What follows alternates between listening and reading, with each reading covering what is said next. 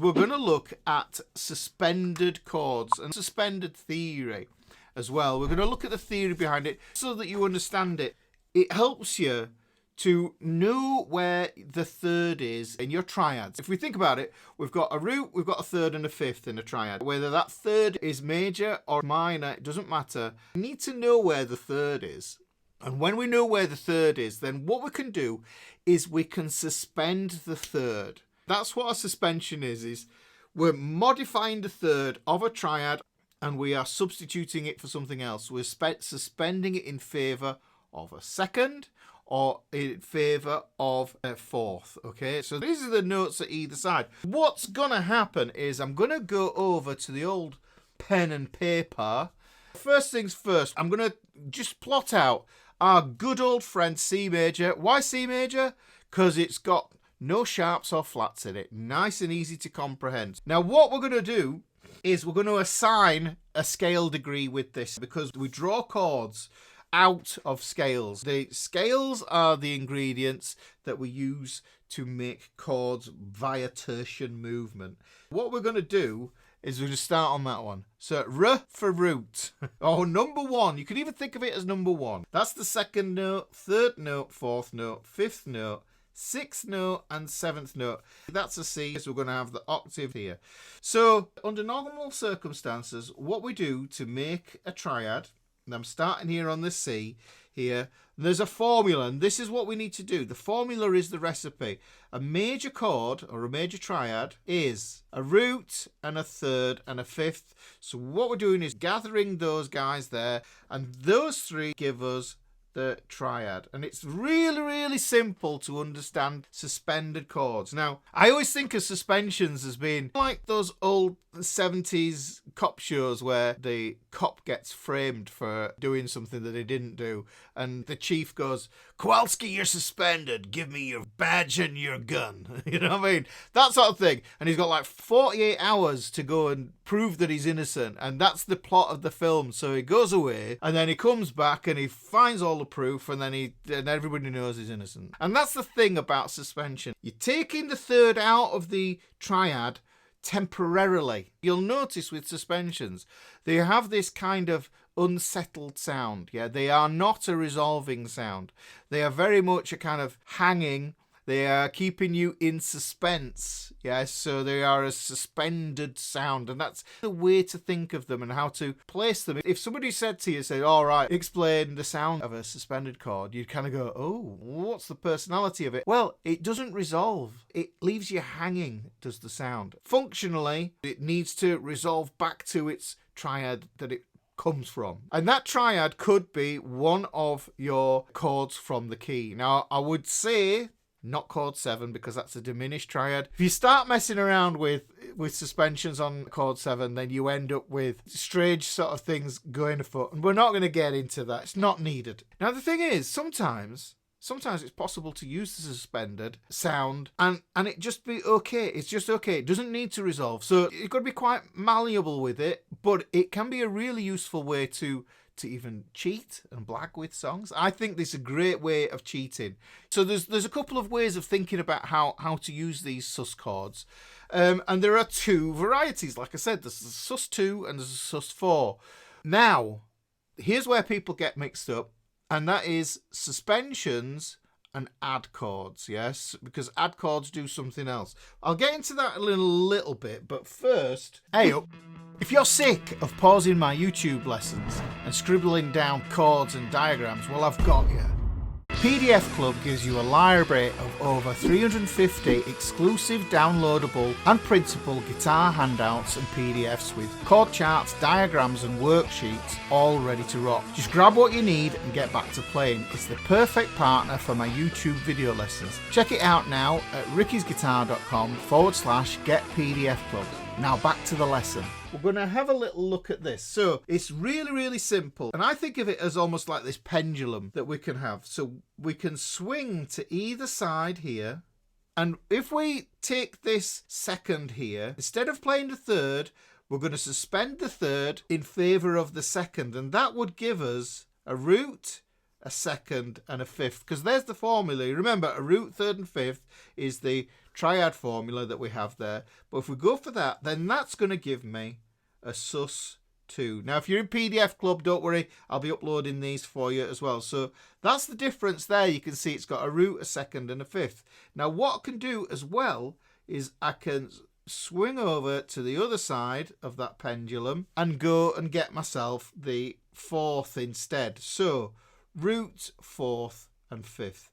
And that gives us a particular quality, and that's the easiest way, I think, to look at it from that triad perspective.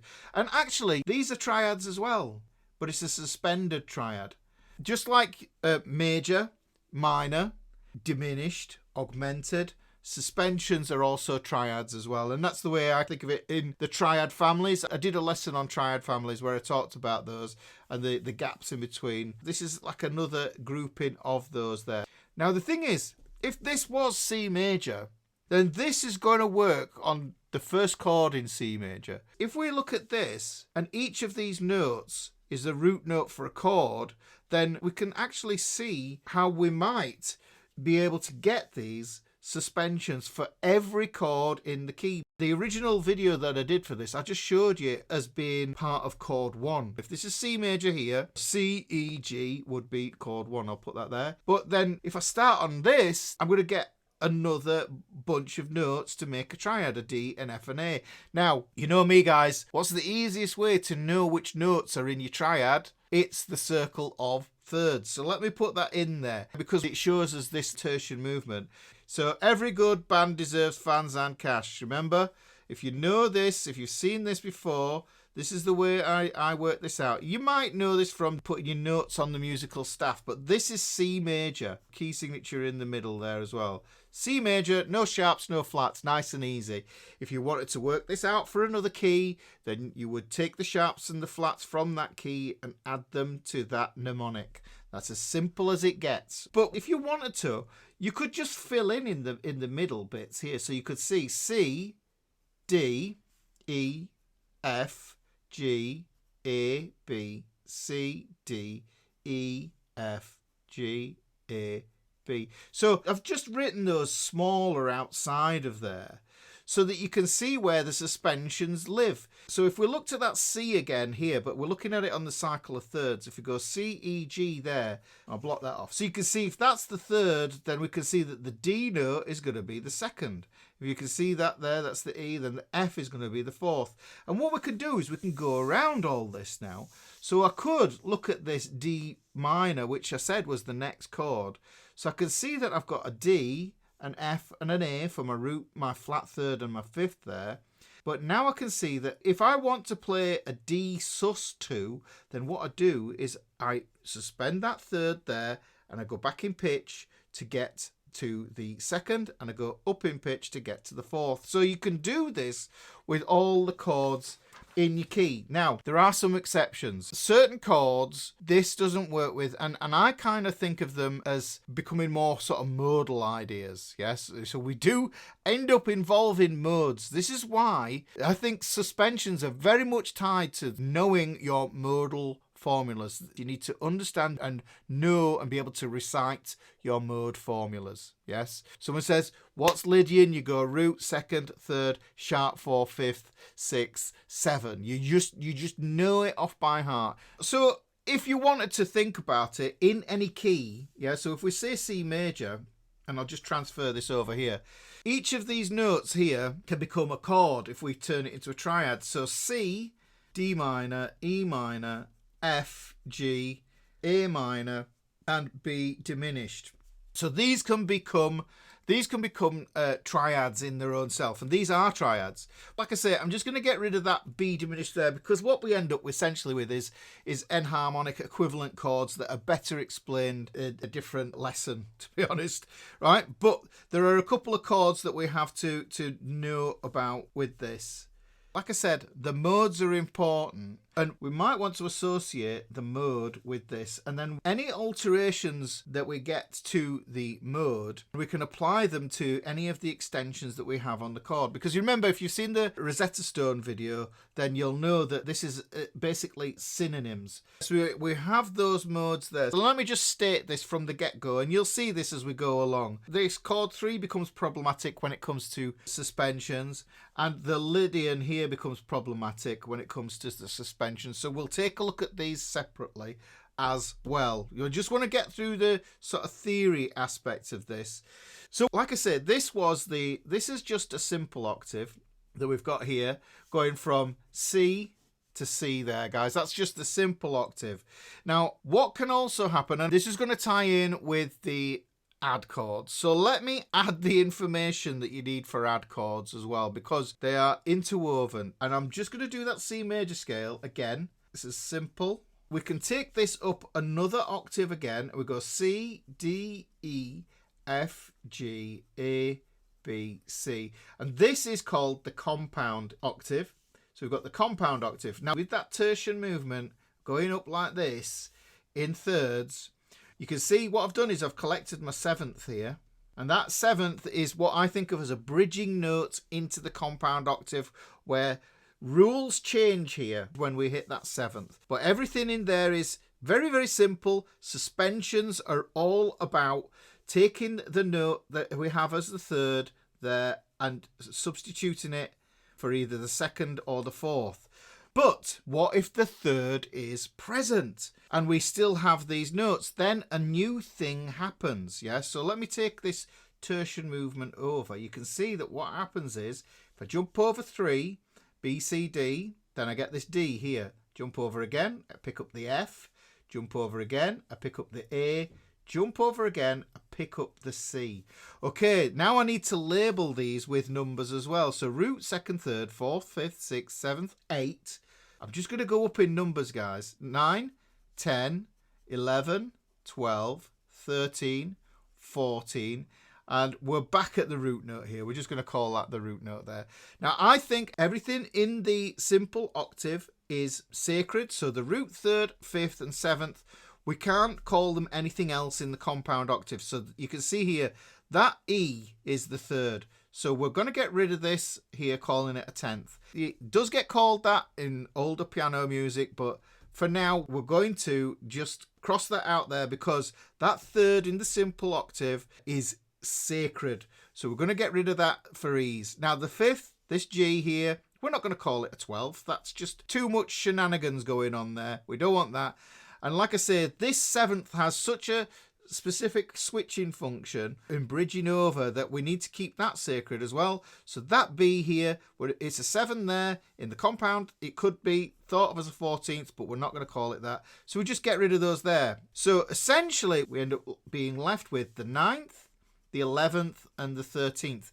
These 3 extra notes are called your extensions. Okay, these are upper extensions, sometimes called upper extensions as well. So when you get those fancy schmancy chords, got 11s in them and all that sort of stuff, that's where they come from. They come from the compound interval. And this is where we are going to get the ingredients for add chords. So look, we've got this D here is a 2nd in the simple interval. So look at that. I'll put it up there. D.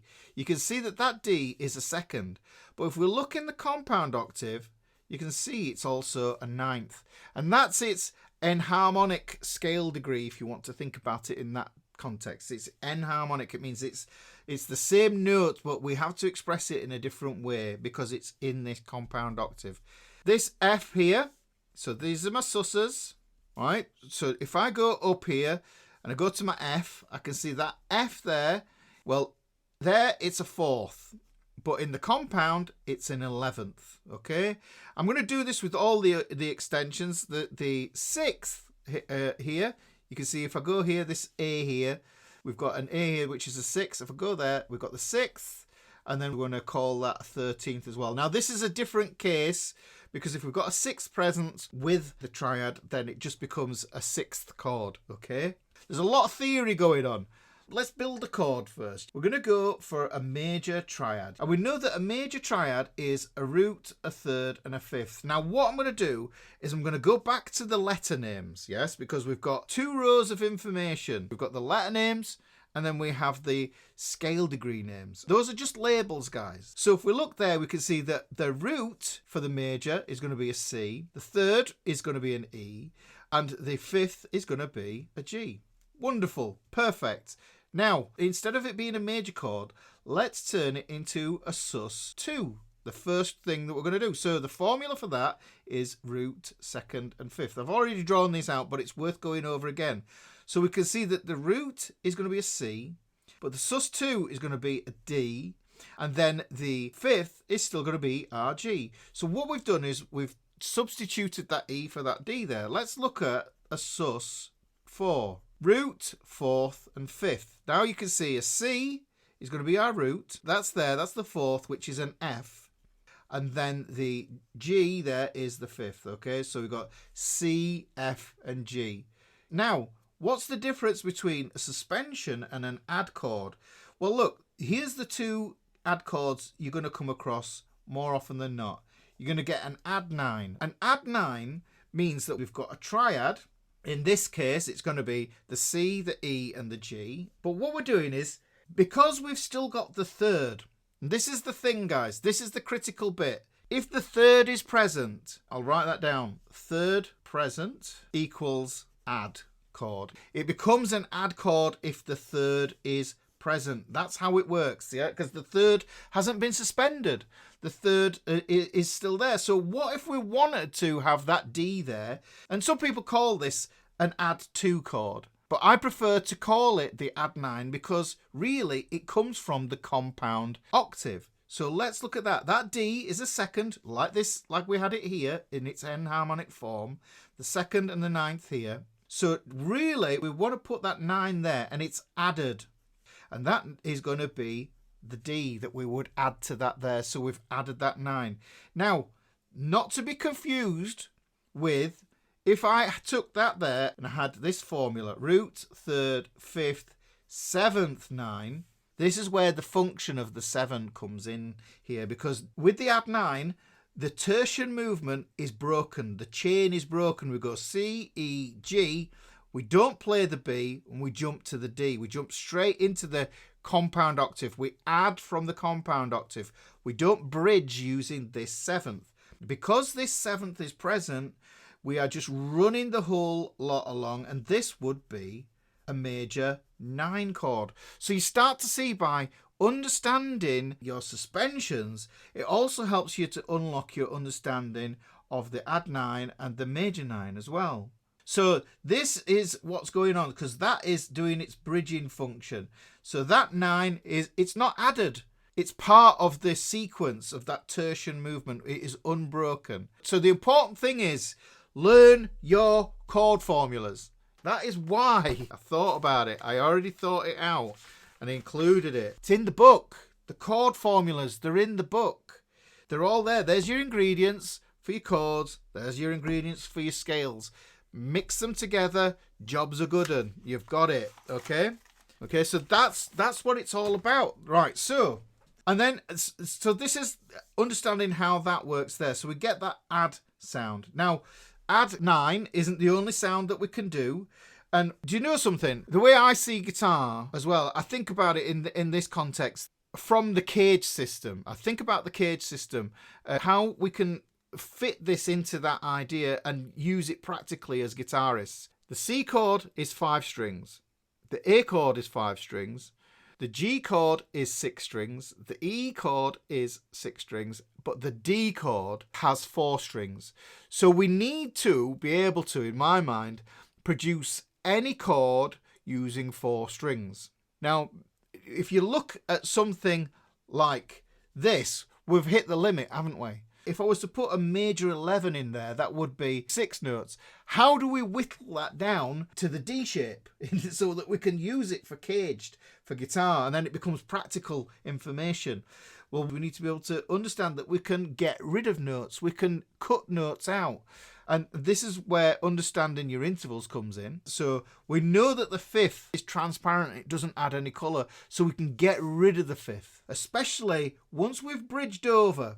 You see, this is why the simple octave is so sacred, is because that's where all the good stuff is happening. This is the colour end. This is more about colour. This is more about function. So when we want to add something here, and this is what I'm getting to here with this, guy. So if I go add 11, basically it's still just a major triad there. And then what I'm doing is I'm going to an 11 there. I'm just putting the 11 in there. That's what all an 11 is. And you can see that that's going to be that F note there. Notice I don't have to include the ninth because the tertian bridge has been broken because there's no seventh in there. So we can see how that works there. But notice how many notes I have. 1, 2, 3, 4. This fits into the idea of playing a D-shaped chord on guitar. The major 9, look at this here. How would I handle this major 9 if I wanted to play a major 9 but using a D shape and I have 5 notes here? Well, I said that the fifth is transparent, so I could omit the fifth. Use the root, the third, I'd get the seventh and then the ninth. That seventh has to go there because it's doing that bridging function. If it doesn't bridge, if there's no bridge, then it becomes an add. And then if there's no seventh there, then obviously you're reinstating the fifth. So what we've got to do is we've got to think about managing these notes in this way. But the thing is, you can contain it all within the circle of thirds and see whether it's a suspension or not. So if we look at the chords here, and I'm just going to put the triad here. That's my triad for that chord 1. Remember, this is a synonym. I'm thinking chord 1, it's the same as Ionian. And this is the same idea expressed as its basic triad, okay? And then what I can do is I can look at the Dorian. That's going to be D, F, and A, and you're probably squinting sideways like I am actually right now. Let me turn it around like that. That'll probably be easier for this. So you can see C, D, E is going to be my next one. E, you can see it goes over, it goes E, G, B. Or I can just follow it around on my circle of thirds. E, G, B. E, G, B. Every good band. Now Lydian's going to be F, A, C. Fans and cash. Mixolydian's going to be good band deserves. Aeolian's going to be and cash. Every Locrian's gonna be band deserves. Fans. We're looking at those triads there, and then what we're going to do is we're going to figure out by looking at the modal formula what kind of second, what kind of fourth we get. Very easy. And do you know what? Let's use the book. And I would recommend this if you've got the book, guys. Get your pencil and do this. Major Ionian. Well, I'm thinking of that as also as being chord 1. You could put that at the side there. Let's look at what kind of second and what kind of fourth we've got. We've got a bog standard second and we've got a bog standard fourth, which would make sense because that's the master formula for the key. The natural minor or the Aeolian, well, that is what we can think of as being chord 6. Actually chord 1 in the minor, but we'll think of it as being this here because it's the formula that matters here. We've got a normal second, and what kind of fourth have we got? Oh, that's wonderful. So here you can see getting a sus4 and a sus2 on the major here on the Ionian. It's not going to be any different than getting it on the chord 6 there. I'm skipping over these because they aren't anything to do with it, but this is Dorian. This is chord 2. Okay, let's look at this. What kind of second, what kind of fourth has it got? Okay, second and fourth there. Wonderful, nice and easy. Just the same as these. So we can see that chord 1, chord 6 and chord 2, they all behave exactly the same way, okay? Phrygian, now, this is where it gets a little bit sticky, right? Because what happens is we don't have these natural notes here, so we don't want to call it a suspended flat 2 or anything else like that, like Phrygian. Let's look at Phrygian. We can see there that we get this flat 2 here or the 4 there. Now, whether this is correct or not, it makes sense to me to call this, if I was using the sus4, that would work. The Phrygian can have a sus4, but when it comes to it having a sus2 for its formula, we would have root, flat second, fifth. Now, that isn't gonna work. Yeah, so what we could do is we could call it, and I would call it a Phrygian suspended chord. I would attach the name of the mode to it. Let's look at the next chord. So we've got chord 1, chord 2, chord 3. Next one, Lydian is the synonym for chord 4. That's the mode that is attached. And here's what you can see. If I look at the second there, and I look at the fourth, well, you can see that the fourth is a sharp 4 now on this Lydian, which is a problem again. So what ends up happening with this is we can have a sus2 on a Lydian, but when it comes to suspending the third in favour of the fourth, because it isn't a natural fourth or a perfect fourth, it's this altered fourth, what I would do is I would call that a Lydian suspended chord. So if somebody said Lydian suspended, I would be thinking of it as having the sharp 4 there. So now let's look at this. Chord 5, Mixolydian. Let's look at this, Mixolydian. Now this is nice and simple because we can see the second and the fourth are absolutely perfect, pristine. Locrian, no, you can go away. But you can see here that Locrian's got the flat second and it's got a fourth on it. But the thing is, because it's diminished and half diminished, it's then you're going to have all these problems with it and it becomes something completely different. So we don't want to really get into that one too much. But let's transfer that information now. Chord 1. I can have a sus2 and I can have a sus4. So let me just put that under there. Sus2, sus4. Chord 2, let's have a look. A sus2, sus4. Good. We're brilliant. We're okay. Sus2, sus4. Right, let's have a look at Phrygian. What problems do we have with the Phrygian? Well, we have the, I'm going to call it PH sus. Yeah? I'm going to call it PH sus, and then I'm going to have sus4. So it's going to help you from pulling in notes that are outside, that don't belong. So call it Phrygian sus. This one here, Lydian, let's look at that. So we can get a sus2 there, but we can't have a sus4 because of that sharp 4. So I'm going to call it Lydian sus. Then we get to the G, which is the Mixolydian. Second and fourth is fine. Right, okay, so we can have both varieties there, sus2 and sus4 on that. Then when we go to the Aeolian, remember, that's the same thing. Sus2, sus4. And then chord 7, we don't need to bother with that one, okay? Now what you can do is you can see, let me just zoom in there. You can see that on chord 1, you can have a sus2 and a sus4. Chord 2, you can have a sus2 and a sus4. On chord 3, if you want the sus2 thing, it's going to have to be Phrygian and it's going to have to be a flattened second, and it doesn't really sound great at all. But if you are playing chords and you want to do some voice leading and you need to know the correct note, then that's the modification that you need to make that voice leading smooth and in key. Yeah, so same here with the Lydian. You can have a sus2 in that one. And then 5 chord, that's a sus2.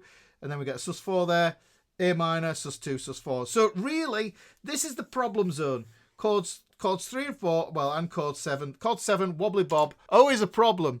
Now, I think really an interesting way of demonstrating this, yeah, and I'm going to get the guitar now. If we take a D chord, we're going to think of this as chord 1, yeah? Now here, when I move this up here, this is D, chord 2, chord 3, chord 4, right, okay? D, we've got a G here, and then we've got an A here. So this is chord 1, chord 4, chord 5. Now these D shapes, that's a sus2. This is sus4.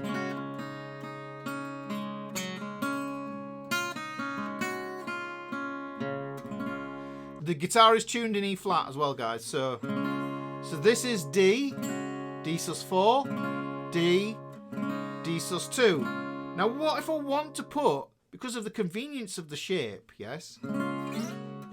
If I put this here and I just plonk a sus4 on this chord, it's going to be wrong because this is chord 4. What do we know about chord 4, guys? Chord 4 is Lydian, and we know that we've got a sharp 4 on it. So it gives me the knowledge to be able to think to myself, I can't play that.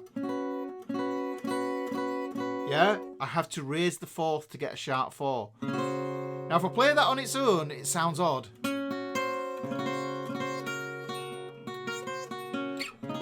Until I go to chord 5, which has got a regular sus4 on it.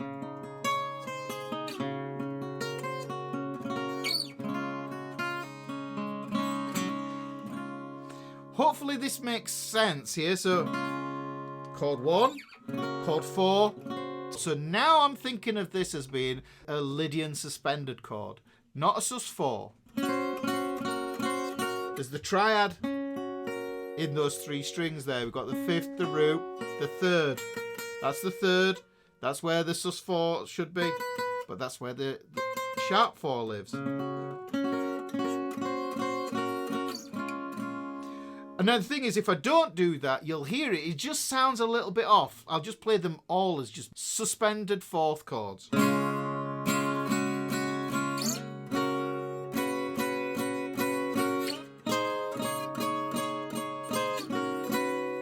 Can you hear it sounds off? Whereas this is in. That sounds in. That's in key. Whereas that isn't in key. So hopefully this kind of explains what's going on with this business here. I always think I really like the sound of the Lydian. It's one of my favourite sounds because it's the brightest of all the modes. If you think of modes, they have a colour to them, yeah? They have a brightness and a darkness. So Lydian is the brightest of all modes. And years ago, actually, Lydian was the tonality that most music was in. I think that's fascinating, and the major came and knocked it off the throne. So, you know, major tonality, Ionian tonality, and before Lydian it was Dorian. So where's this going to apply? Look, if I play this E chord here, and I put this as a sus4, yeah, I can do the same thing here. Now, what I like to do with this, and it's almost like those, I can play this little shape here. I'm playing the root, the 3rd. I'm just playing with that. It's the most basic of ornamentations for chords. Now, if I wanted to play this in E, we think about it, just count on your fingers. You go E, F, G, A is going to be chord 4. So if I know it's chord 4, I'm going to have a sharp 4. That means I'm going to get that Lydian suspension on it. And then chord 5 is just going to be a regular sus. Yeah, so look at this. So here's chord 1. Chord 4 is going to be here. Look. Now you might think to yourself, oh look, it lives there because the 3rd is there. Because you think to yourself, oh well, the rule is it's a suspension. So basically what you do is you raise the 3rd up to the 4th, yeah? But not on chord 4. We have to adjust. Now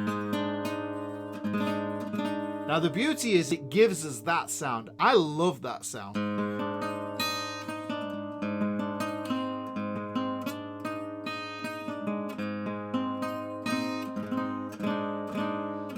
Yeah, and then there's the B.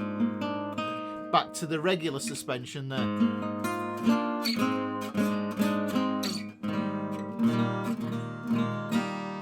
Right, now that we have, hopefully, a good grasp of the underlying structures within this, when I come to doing this business here, I'm going to draw some shapes out and I'm going to play them. I'm going to go through this systematically using the cage system, and this is going to be your C shapes. Now, the C shape is pesky, so we've done the theory. Now what we're going to do is we're going to look at that bog standard chord there. So we're going to look at this one here. Now, you might not realise it. I'm playing 5 strings here, but some of these notes are repeated. This is a C, this is an E, this open G string, root, 3rd, 5th, root, 3rd. Now, one thing we know, and this is the bog standard major triad, that's root, 3rd, 5th. Then we need to work out our first, let's go for the basic ones. Let's go for a sus2 chord, okay? Now, to get the sus2, we know we have to go root, 2nd and 5th. That's the formula for it. So we have to suspend these thirds. Now, suspending an open string, the way we do that is we just don't play it, okay? So we just get rid of it. It's the simplest way to do that there, yeah, is to not play it there. Now, this is why we end up with 2 different shapes here, common shapes, I would say. We've got a 3rd here and we have a 3rd here. But what we can also do is we can think of it, a root and a 2nd could be here. So really what I can do is I can put the second here. This is one of my favourite ways of playing it. Root, kill that there, and then I have the fifth here. The root, the fifth, and the second there like this. And then that gives us this C sus2 like this.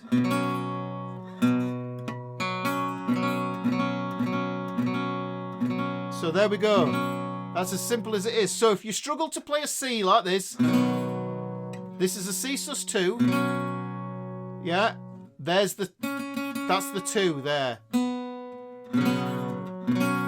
And it sounds lovely. So we've got that one there. Now what I could do is, I could do a mix of both of these. If I've got the root here, I could have the second here as well. So there's the third.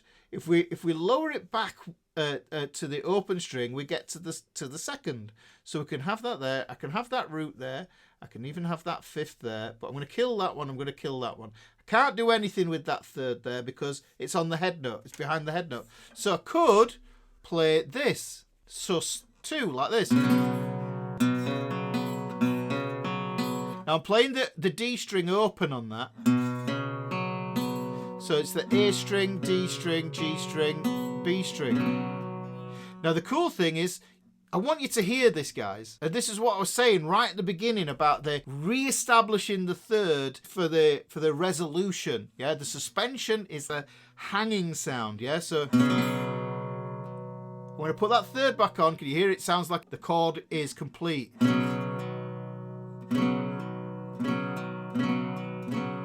Now if you take that and you use that as an idea. And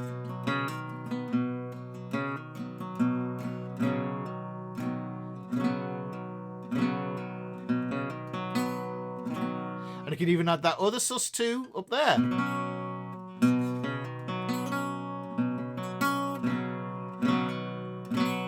But now I'm knowing, because I know where my thirds are. It always reminds me of that thing. Do you know where your kids are?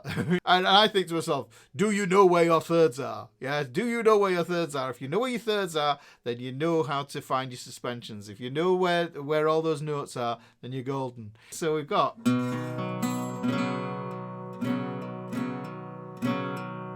Yeah.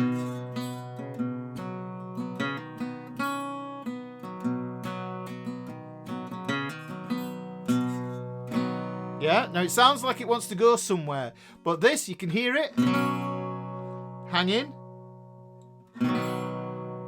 complete on the full C. There's a lot you can do with that, and I would say that the beauty of this is you've got a song, say it's 4 bars of C.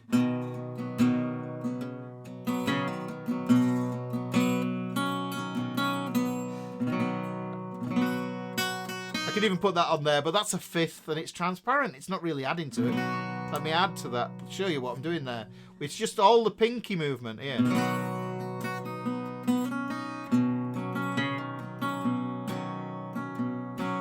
But what you're doing is you're zhuzhing it up. You're fancifying your basic C grip. And you're making it interesting by using these suspensions. And this is why I think of them as that first modification that you want to make. Now, if we keep that third, look at this. So if we keep that third, imagine we're keeping it there, right? Got a root here. We're going to keep the third, but we want to have an add 9. And this is the difference, remember? Root, third, fifth, and then we've got the 9 there. That's the formula. We're going to put that there. And remember, I had this root note here, but I also could have a second here. I'm going to put that second there, but the second is transformed because we've gone over from the simple octave into the compound octave, and then that transforms then into a 9 there, guys. So then we end up with the 9 there. The fifth is here. Yeah, so that ends up being the chord. In fact, actually, probably the most common way of playing it is putting the fifth there. There's the C sus2. By adding the third back in, it becomes a C add 9.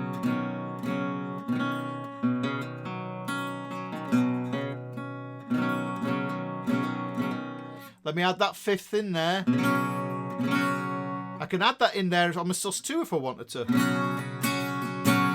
Transfers lovely if you want to go from a C to a G. Look at this.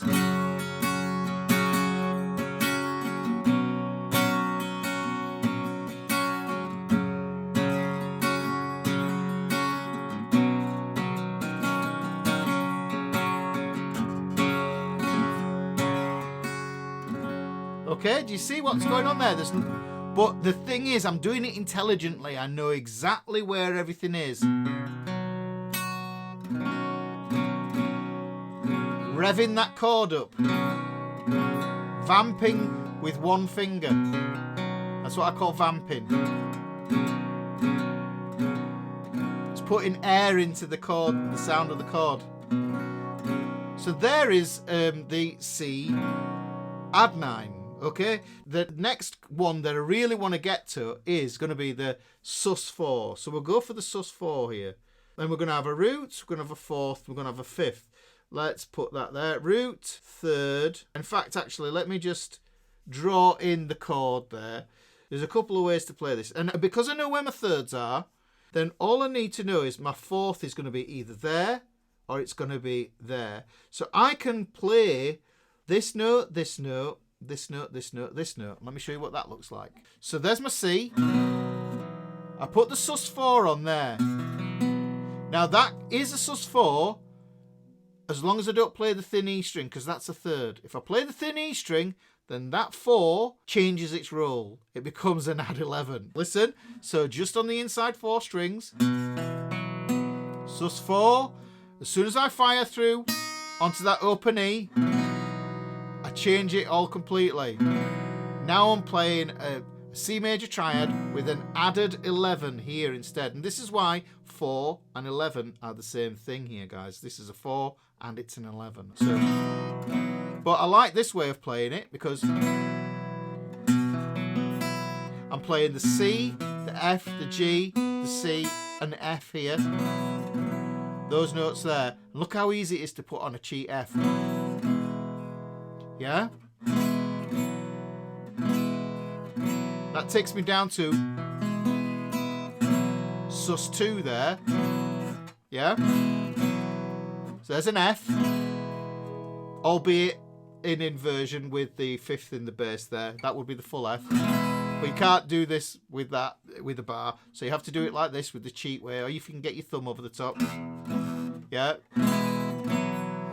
We take that off there. And then we start to see that Sus2s and Sus4s actually become enharmonic with each other as well. So they're great from blending from one chord to the next. So if I take this C here,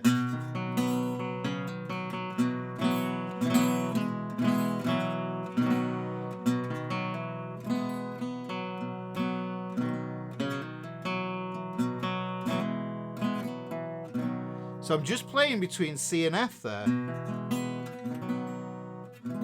Now you just think to yourself, moving from C to F, that it's just a fairly bog standard change, but you can make it pretty. When you move from one chord to the next, if you can add some interest, then it's just going to make you sound a lot more pro. So going back to the dianogram, I think probably the easiest way to play the Sus4, and the reason we have 2 versions is because we've got 2 thirds here. So we've got root, we've got the 4th there, we are going to play the root here. We can kill that string there and we can have a 5th here as well. So that's another way to get your head around it. You can merge these 2 together as well. Another one, like I was just saying to you, is if I've got the root there, if I had the 3rd there, I'm going to put the 3rd back in there. I'm going to reinstate that 3rd. Root there. 5th is here. But you can see I've got my triad there. And I haven't got my 7th, so I'm adding to this. So if I put that 4 in, remember, 2, 9, 4, 11. They're the same thing. So the 4, this becomes my 11 here. So I can add this. So this becomes add 11. That's what I'm thinking when I'm seeing that chord. You can hear how that open E string changes the sound of everything, but I'm holding down. It's essentially an E minor shape there. And then my first finger on the 1st fret of that B string there. So we've got that going on there, right? And this just takes care of your C shapes. I'm sure there's another add 11 I can muster out of it. I could probably play it like this. There's my standard C chord. There's my 3rd. There's going to be my 4th, which is now an 11th. So if I just bar across it,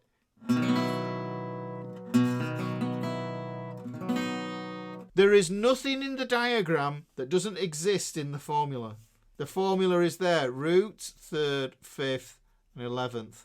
We've just adding that 11th to it. So these are the C shapes. Let me fire through some of the others. The C shapes and the G shapes are the worst to get through because they have 2/3. The E, A, and D shapes don't, which brings me to the A shapes. Now let's look at the A shapes. Like I said, this is Caged. These are the A shapes from Caged. And we have the good old 5R3. Okay, so we've got a root there, and then we've got a 5th there. That is the way it works. Very, very simple, because we look for the 3rd. Oh, there it is. And then let's play this as a sus2, and that gives us a root, a 2nd, and a 5th. So we're going to take that 5th, take that root there, and then take that 3rd and drop it down to this open string here, and then we can have another 5th there as well. So this is the sus2 chord, and this is very simple, and there's not much to write about with this one. It's that. Here's the major. Yeah, and just to show you that this is going to work as a minor.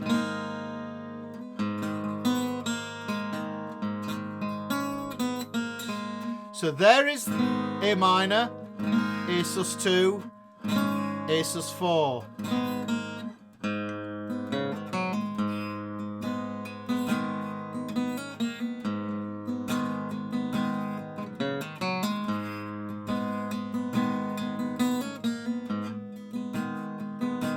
Yeah, that riff utilizes that idea there. But look, major,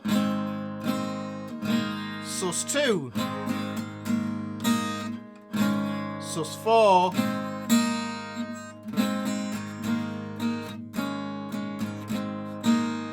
okay, so we can use that there, and it becomes easy. Now, sus4, dead easy. We've got a root, we've got a 4th, and we've got a 5th. 5th, root, and we put the 4 just there. Okay, we're just moving it up. So that lives there. Now, remember me talking about that Lydian suspension? All right, I'm just going to call it Lydian sus because really the formula for that is root, sharp 4, 5. What I'm going to do is I'm going to have 5th, root, and I'll put my sharp 4 here. Yeah, I've got my root there. It's an easier shape to play. I'm not going to play that note there, but here's how that sounds. And it's going to sound off.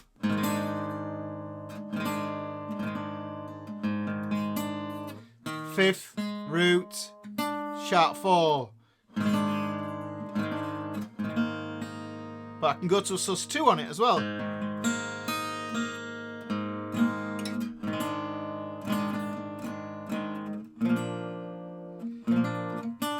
And the cool thing about that sharp 4 is that it's the 3rd of chord 5.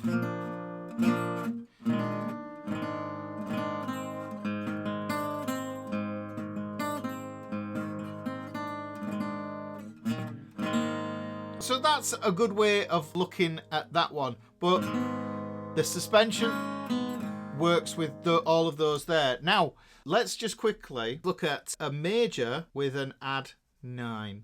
So if we've got that A shape there, what we want to do is we want to think, well, where's my 9 going to be? There's my root. That would be where my 2nd is. Remember, 2 and 9 are enharmonic, 4 and 11 are enharmonic. So look, add the 9. I've got to put this on here. So I'm going to go 5th. I'm going to go put my 3rd there. I'm going to put the 9 just here. I'm going to bar across here, have the root, and I have that there. All right, so that's the chord shape. There's your A. And now what I do is I take the root and turn it into a 9.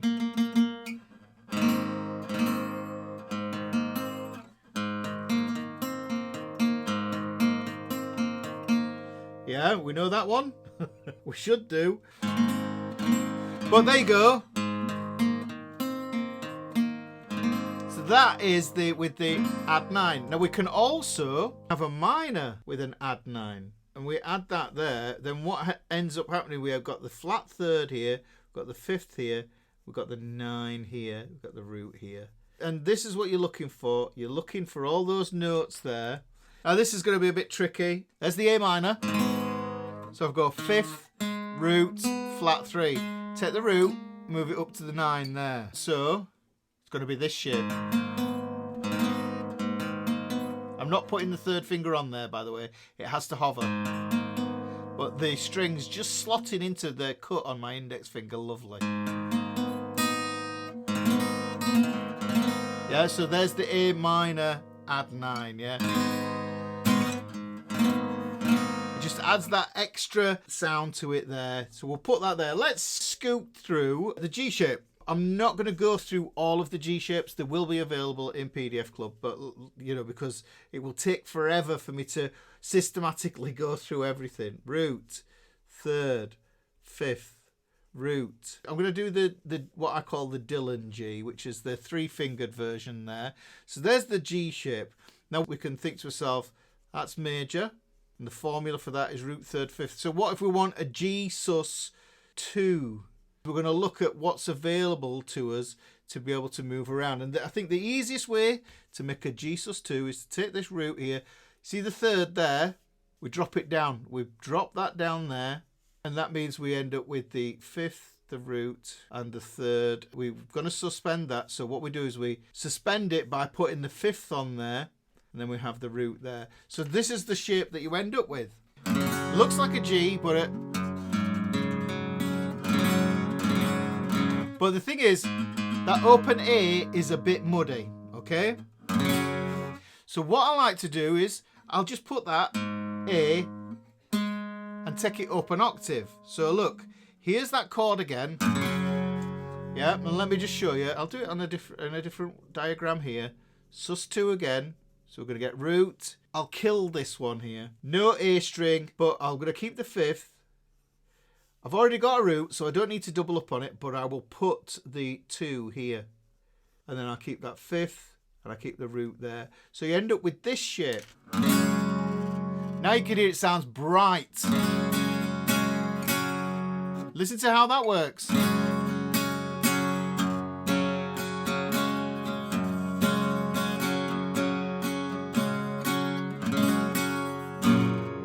Back to a normal G there. Now, if I want a sus4, what I do is I like to push this up here. There's the third. Exchange it for that.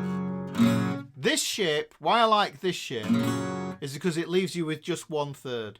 This shape leaves you with 2/3. You've got a third there on the 2nd fret of the A string, and you've got a third as the open B string, which means it becomes harder to muck around with these suspensions and add chords and all that sort of other good stuff. Because if I take that off there, the third's still present. So the way we tame it is by using this, I call it the Oasis G, this one here. I know that it does sound a bit muddy in the bottom end there.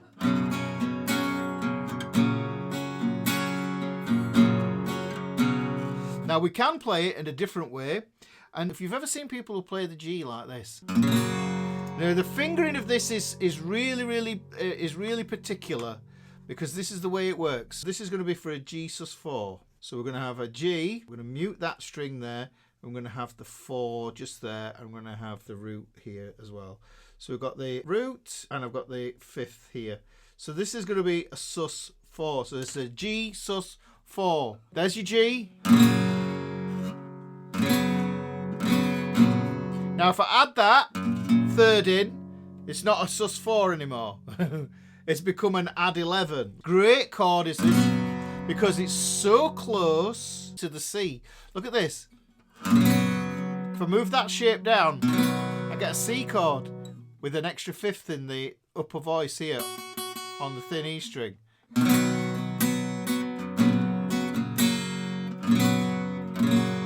Okay, just take that off. Or if I mute that over there, yeah, I'm muting the A string to get rid of the third. So this is what you've got to do, because once you know where these notes are that move you away from your understanding of what the chord is, this is the Oasis G chord. This is the one that I call the Oasis G chord there. And it's just got these 2 fingers here, because what we've got is we've got a root here, we've got a fifth here. Yeah? And then we've got the root here, and then we've got the third here, and we've got a fifth, and then we've got a root again. So there's only 1/3 present, whereas this one there's 2/3. Yeah, which makes it harder to manage. And also, I think, you know, if you listen to this, There's a clash in between the chord there because going from the open B to this note here, we get a minor sixth, okay? And I think it sounds a bit twee, whereas this, got a ringing fourth there, perfect fourth. Okay? Just sounds more rounded because there's only 1/3. But like I say,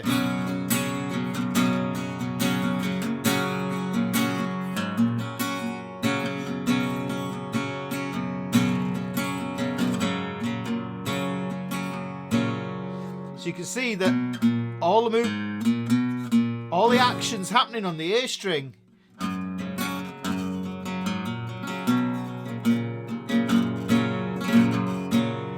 So there's more we can do with the G chord, but we just want to get firing through these. So let's look at the next shape, E shapes. Thankfully, we've got 1/3. We've got the fifth. We've got the root. We've got the third there. Root, fifth, root. There we go. We've got the major chord there. Root, third, and fifth. Now, to get the Sus2, this is one that I thought was a tricky one. But I thought to myself, actually, no, it isn't as hard as you think. And I just thought, well, I've got a root there and I've got a second there. So if I put this here, I'm going to put my second there. But what I do is I kill off the G string. I have the fifth here, but I keep the fifth and the root on here, and I have the root here. So this is the shape that I end up playing. I love the sound of this chord. So, and what I'm doing is my third finger is rolled over and it's muting out the G string. So it looks like I'm playing an E minor. Yeah?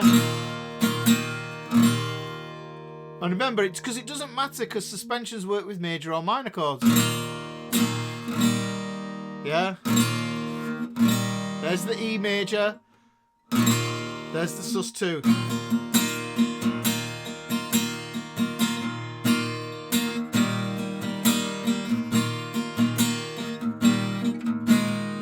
Now, here's the Sus4. It's the old pinball wizard one. This is one of the first I think I ever learned. The Sus4, dead easy. Put it there. Got a root there. Worth looking at is this one as well. And I just basically, what I do is I just put that pinky on. Yeah, there's the shape. And put the pinky on. It looks like an A shape essentially.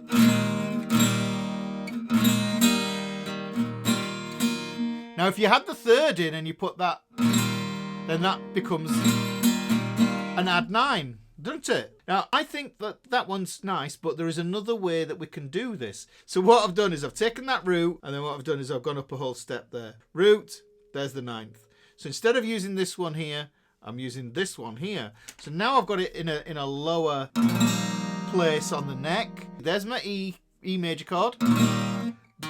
There's the root. Move it up to the 9. Yeah? That third finger isn't doing anything there, guys. So I'm holding that down there. It's a stretchy one. There's the E. Add 9. Now, like I say here is, with that add 9, really, it's major. Because we've got that major third there. This one's major as well. We can have a minor, and I've got to show you this one because it's beautiful. If you're bored with your E minor and you want to make it pretty, what we do is we play the 5th here and then we add the 9 here. I love this chord. It looks like a power chord on the A and the D string there at the 2nd fret.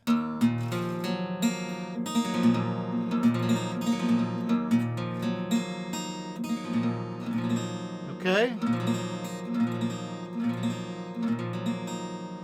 Personally, I think that just adds some extra emotion. I think the 9th is what I kind of call a nice tone to add. You're never going to add it and it's going to sound wrong. It's kind of like, I kind of think of it as the umami flavour of chords. It just puts the umami in the chords.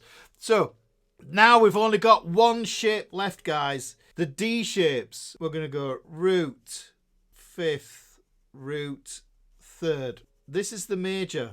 This works on the minor as well. So let's go for the Sus2. We take that 3rd, drop it down a whole step, and we get the 2nd just there.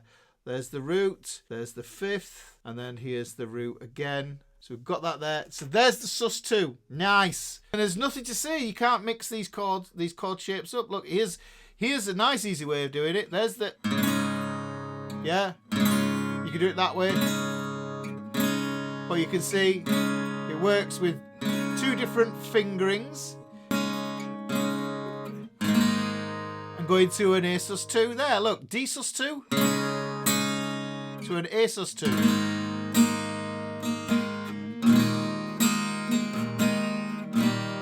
And then from an E sus4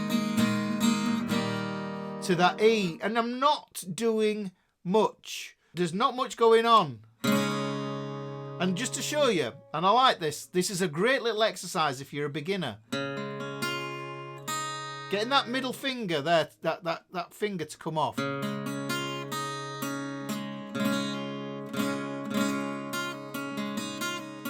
pulling off on it.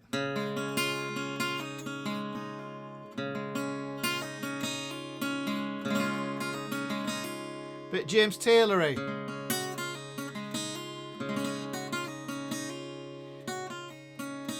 And that's all just using that thin E string. You can hear I'm putting those notes in there. Now let me do it on a minor.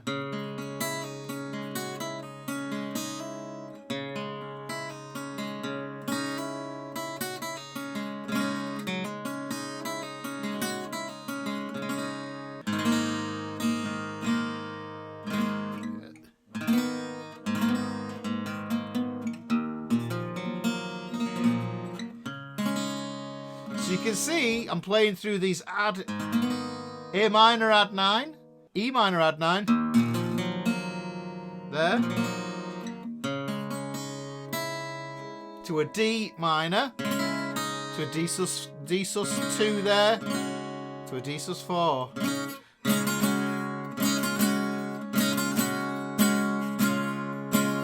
That's as much as we're going to do there with that one. But D sus4, root 4. There we go. So look, I've got the diagram here. So there is the sus4. We can do more with this. I'll just have to add another fret to this. So look, if I wanted to have an add 9, not a common way of playing this. There's the 5th. There's the root. Remember, the root would be here. So the 9 is going to be 2 frets higher. So I'm going to play this like this. It's an interesting chord to play. So there's my D. There's my root. Move it up to get it into a second, but because it's an add note, it becomes a 9. And it's the same voicing, you can hear it.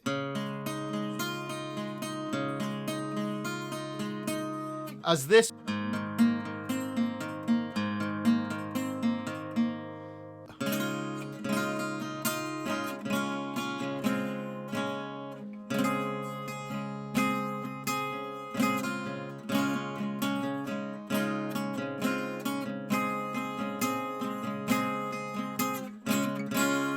And I'm just thinking D there. Look, there's lots of... That's an A, so that's the 5th of the chord. There's the 9, and there's the triad.